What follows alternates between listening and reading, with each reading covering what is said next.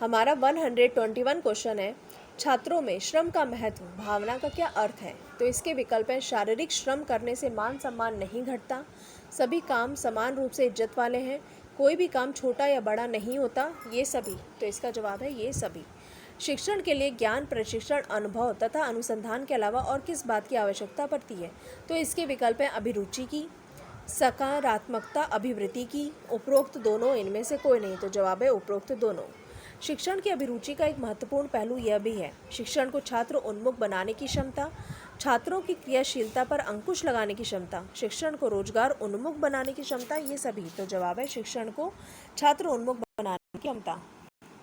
यह शिक्षक में न्याय और निष्पक्षता का गुण ना हो तो इसका क्या परिणाम होता है?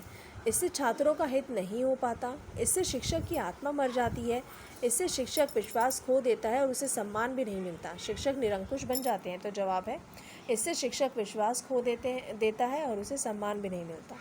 भारत में प्रौढ़ शिक्षा कार्यक्रम की असफलता का कारण है अनुदेशकों एवं अन्य कार्यकर्ताओं की लापरवाही, प्रौढ़ों के लिए किसी अतिरिक्त अभिप्रेरणा की व्यवस्था ना होना, उचित निगरानी का अभाव, ये सभी। तो जवाब है ये सभी।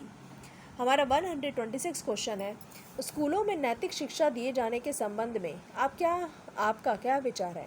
तो इसके विकल्प हैं, स्कूल में नैतिक शिक्षा अवश्य दी जानी चाहिए, इस प्रकार की शिक्षा को अध्यापक को अपने व्यवहार द्वारा देना चाहिए, इस शिक्षा को स्कूलों में देने की कोई आवश्यकता नहीं है, ये सभी। तो जवाब है स्कूल में नैतिक शिक्षा अवश्य दी जानी चाहिए। एक शिक्षक का निजी जीवन कैसा होना चाहिए?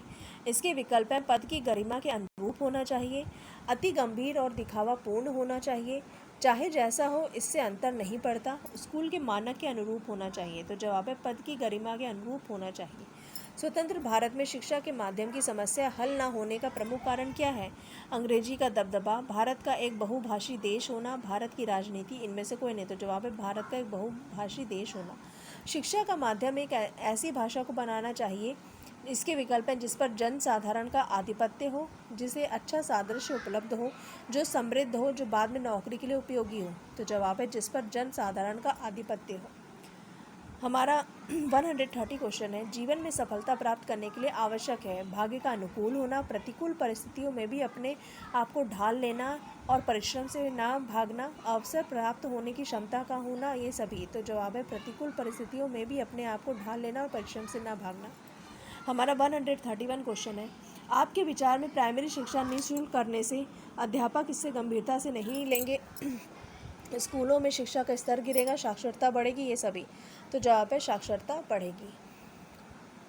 अध्यापक को अपने उस छात्र पर गर्व करना चाहिए जो यदि शिक्षक बन जाए तो समर्पण के साथ छात्रों के हित के लिए सदैव प्रयासरत रहे, अनैतिकता के प्रति शांतिपूर्ण विरोध दर्शाए, अपने जीवन के आदर्शों पर अडिग रहे, ये सभी। तो जवाब है ये सभी।